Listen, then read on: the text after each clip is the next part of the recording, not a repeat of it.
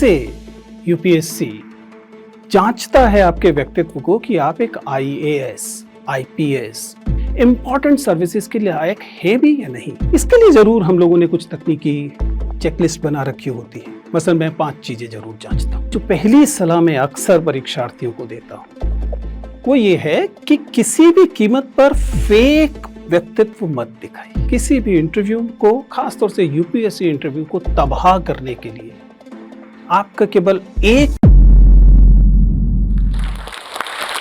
नमस्ते दोस्तों, मेरा नाम विजेंद्र सिंह चौहान है। संभव है आप लोगों में से कुछ ने मुझे पहले से देखा हो। मैं आज आप लोगों के साथ बात करने वाला हूं यूपीएससी इंटरव्यूज के बारे में। एक बहुत रहस्यमयी दुनिया है, बहुत कम लोगों को चूंकि है बोर्ड देखने को मिलता है, इसलिए वो इसके बारे में बहुत सारी भ्रांतियां, बहुत सारे कंफ्यूजन्स रहते हैं कैंडिडेट्स के मन में भी और आम दुनिया के मन में भी। तो चूंकि मुझे जोश ने यह मौका दिया कि मैं आप लोगों से बातचीत करूं, तो मुझे लगा कि मैं इस विषय पर आपसे बात करूंगा। पर सवाल है कि मैं इस पर आपसे बात करने के लिए उपयुक्त पात्र क्यों हूं। संभव है आप लोगों ने देखा हो कि पिछले कुछ सालों से लगातार हम लोग यूपीएससी के उन परीक्षार्थियों को जो लोग मेंस की परीक्षा पास करके आते हैं और इंटरव्यू देना चाहते हैं, जिसे पर्सनैलिटी टेस्ट कहा जाता है, उनको उनका मार्गदर्शन करने की कोशिश करते हैं। मैं ये काम पिछले 2 दशक से कर रहा हूँ, इसलिए संभव है कि मेरे पास ऐसा कुछ अनुभव, कुछ जानकारी है जिसे आपके साथ बांटने में मुझे अच्छा लगेगा। मेरा नाम विजेंद्र सिंह चौहान है और मैं दिल्ली विश्वविद्यालय के जाकिर हुसैन दिल्ली कॉलेज में हिंदी का एसोसिएट प्रोफेसर हूँ।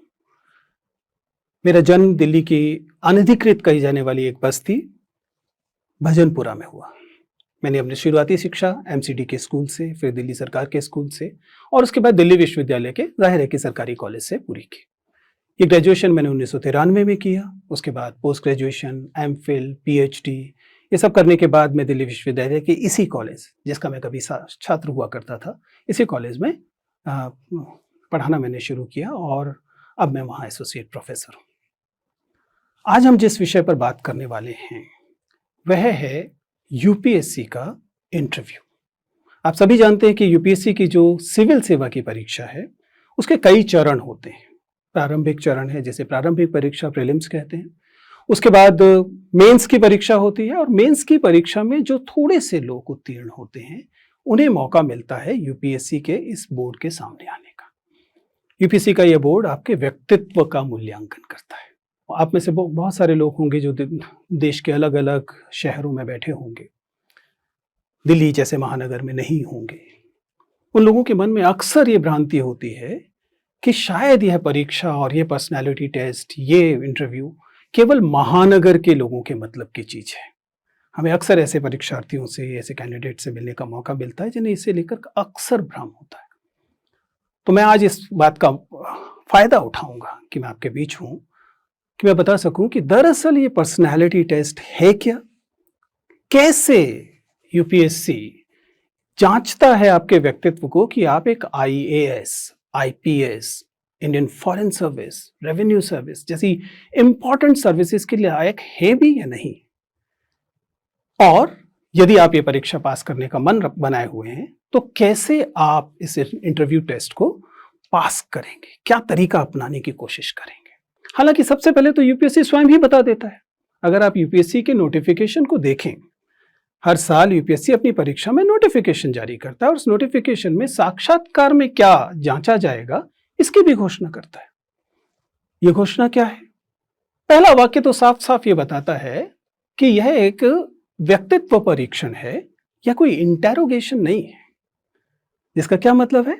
ऐसा नहीं है कि यूपीएससी ये मानकर चल रहा है कि आपने कुछ बहुत सारी चीजें छिपा रखी हैं और वह इन प्रश्नोत्तर के इस पूरे कार्यक्रम में, इस पूरे व्यक्तित्व परीक्षण में उन चीजों को छीनने की, उनको निकालने की कोशिश करता है। नहीं, ये केवल आपको अपने व्यक्तित्व को प्रस्तुत करना है और यूपीएससी के उस बोर्ड को ये जांचना है कि आपके अंदर व्यक्तित्व में वे कौन कौन से गुण हैं जो शायद इन सेवाओं के लिए उपयुक्त है। तो जैसा मैंने कहा, सबसे पहले तो नोटिफिकेशन साफ साफ कहता है कि यह व्यक्तित्व परीक्षण जांचने की कोशिश करता है कि आप में इंटेग्रिटी, ईमानदारी, बौद्धिक ईमानदारी और नैतिक ईमानदारी है या नहीं है।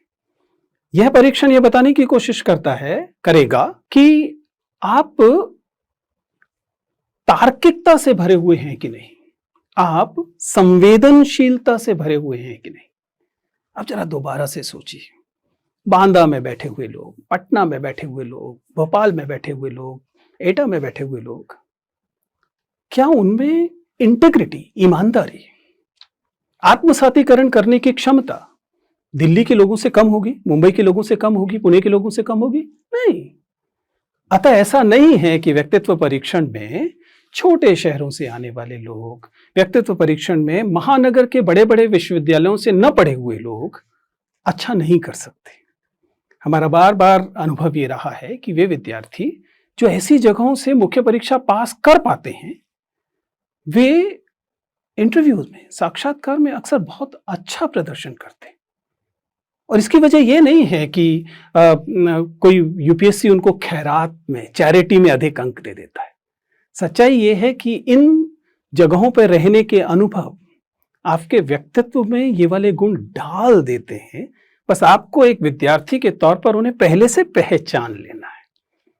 अगर आप अपनी परीक्षा के दौरान इन्हें पहले से पहचान लेंगे तो आप जानते होंगे कि आपको किन गुणों पर बलाघात देना है और किन गुणों से छुटकारा पाना है। क्योंकि जाहिर है कि कुछ अच्छे गुण आएंगे तो कुछ थोड़े बहुत ऐसे गुण भी आएंगे जो शायद परीक्षा के लिहाज से बहुत अच्छे ना हो।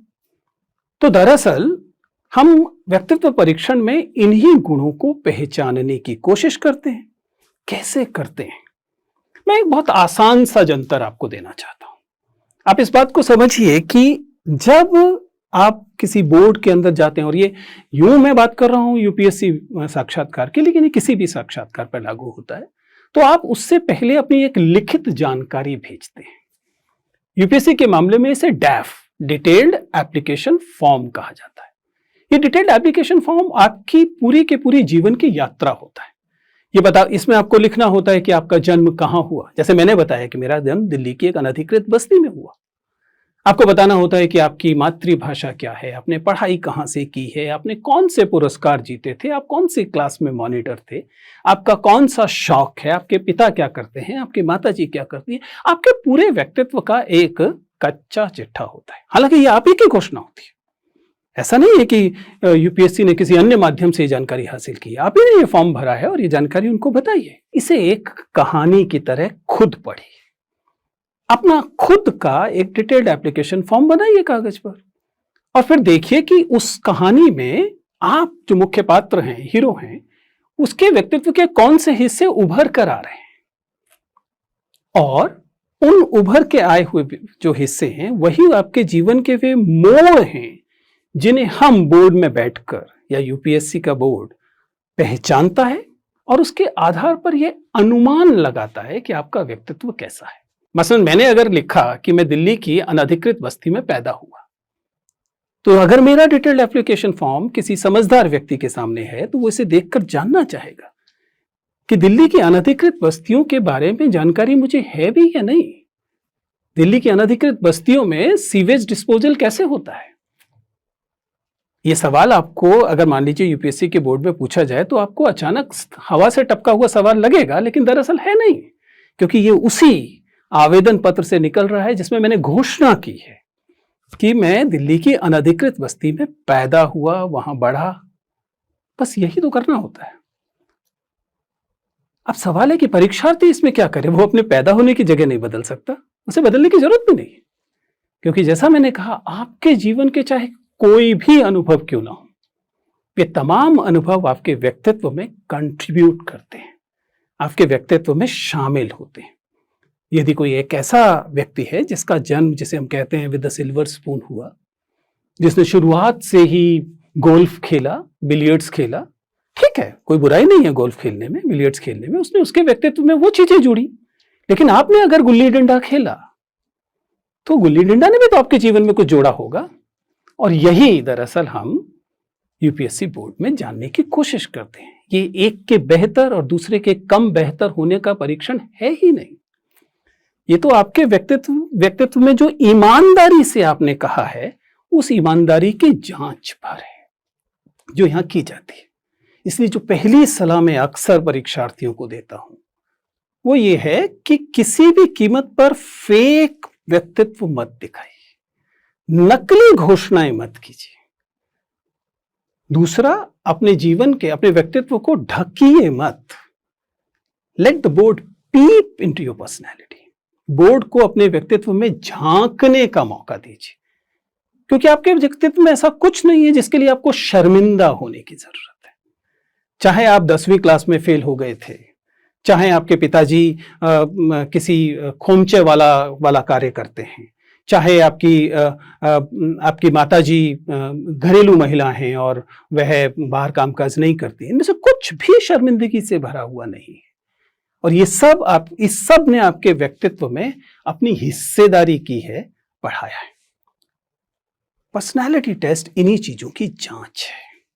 तो पहला सूत्र यह है कि अपनी पर्सनालिटी को नकली मत बनाइए, जो है उसे ईमानदारी से सामने रखिए। अब अगला सवाल यह है कि उस तनाव की सेटिंग में, जब आप एक बड़े से कमरे में भेज दिए गए हैं और आपके सामने बैठा हुआ व्यक्ति ऐसा व्यक्ति है जिसकी उम्र 60-65 साल है, जिसने अपने पूरा करियर एक बड़े अधिकारी के तौर पर या एक पुलिस अधिकारी के तौर पर या एक सेना अधिकारी के तौर पर या एक एकेडमिक व्यक्ति के तौर पर बिता लिया है, उसकी ध्यान से देखती आंखों से आप परेशान न हो, तनाव में न आ जाएं, एक खुशमिजाज, एक अच्छे, तार्किक, संवेदनशील व्यक्ति की तरह अपने आप को दिखा पाएं, इसके लिए आपको क्या करना चाहिए?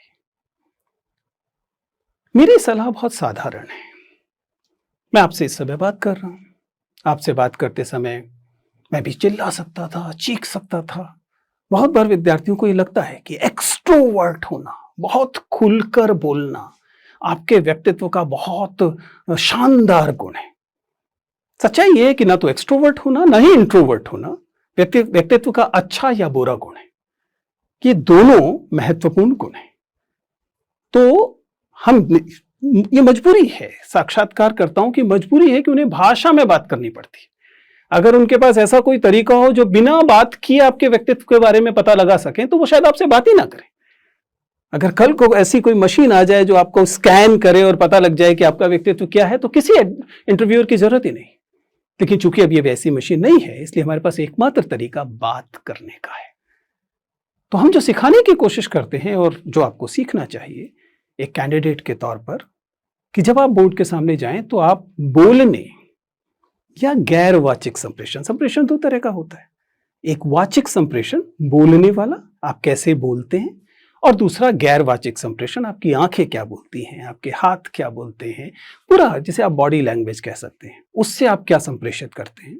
आपको इसका भी ध्यान रखना पड़ता है। लेकिन सवाल है कि एक इंटरव्यू बोर्ड के सामने आप अपने आप को ऐसे कैसे पेश करें जिससे यह लगे कि आपके व्यक्तित्व में जो गुण हैं वो अधिकारी बनने के रास्ते में बाधा नहीं। इसके लिए जरूर हम लोगों ने कुछ तकनीकी चेकलिस्ट बना रखी होती है। मसलन मैं 5 चीजें जरूर जांचता हूं, यानी कि आप कैसे बैठे हैं, सिटिंग पोस्चर।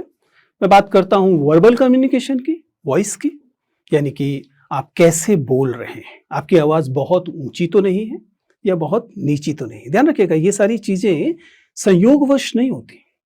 एंजाइटी आपकी आवाज को बढ़ा देती है। आप तेज बोल रहे हैं, ये आपके आत्मविश्वास का लक्षण नहीं है, ये आपके डरे होने का लक्षण है। और हम इस बात को बहुत आसानी से, कोई भी जो इतने सालों से, मैंने बताया कि बहुत वरिष्ठ अधिकारी हैं, बहुत अनुभवी व्यक्ति हैं, उधर बैठकर आपकी आवाज की शुरुआती 2 मिनट में जान चुके हैं कि आप कितने नर्वस हैं, और उसके लिए बहुत अधिक परिश्रम करने की आवश्यकता नहीं है। खैर, तो वॉइस लेवल यानी वर्बल कम्युनिकेशन, जिसमें कि गति और आवाज की का जो वॉल्यूम है, दोनों को देखा जाता है। इसके अलावा आई कांटेक्ट, सबसे खूबसूरत चीज मानव संप्रेषण में यदि कुछ है तो आपकी नजरें। अगर आप में आत्मविश्वास है, अगर आप ईमानदार हैं, तो आप बात करने वाले व्यक्ति की आंखों में देखते हैं। अगर नहीं है तो आप काम चलाते हुए चेहरे पर देखते हैं। लेकिन अगर आप झूठ बोल रहे हैं, अगर आप चुरा रहे हैं कुछ, अगर आप फेक कर रहे हैं कुछ, तो अक्सर आप ऊपर देखते हैं। एक साधारण सा तरीका है। कुल मिलाकर मैं क्या कह रहा हूं, जब आप किससे बात कर रहे हैं तो उसकी आंखों में या कम से कम चेहरे की तरफ देखिए। इसके अलावा हम बात करते हैं अक्सर हैंड मूवमेंट की, हाथों से आप क्या कहने की कोशिश करते हैं। ये एक अलग अलग समय में अलग अलग स्थितियां हैं, खड़े होते हुए अलग होता है, लेकिन चूंकि आमतौर पर साक्षात्कार बैठकर है इसलिए सबसे आसान होता है कि आप न्यूनतम हैंड मूवमेंट रखते हैं। और फाइनली कुल मिलाकर प्रवाह, फ्लो, वह सबसे महत्वपूर्ण चीजों में से एक होता है कि आप जब बातचीत कर रहे हैं तो आप रुक रुक कर, अटक अटक कर बोल रहे हैं, या आप चूंकि अपनी बात पर यकीन रखते हैं इसलिए बात को एक प्रवाह में बोल रहे हैं। मैं ये नहीं कह रहा कि सभी लोग बराबर क्षमता से भरे हुए होंगे, क्षमताएं कम या ज्यादा हो सकती हैं, लेकिन कुल मिला के ये एक ब्रॉड स्पेक्ट्रम है, एक बड़ी सी एक चेकलिस्ट है 4-5 चीजों की जिनका आप ध्यान रख सकते हैं जब आप साक्षात्कार में, किसी भी साक्षात्कार में हो और यूपीएससी साक्षात्कार में तो खास तौर से।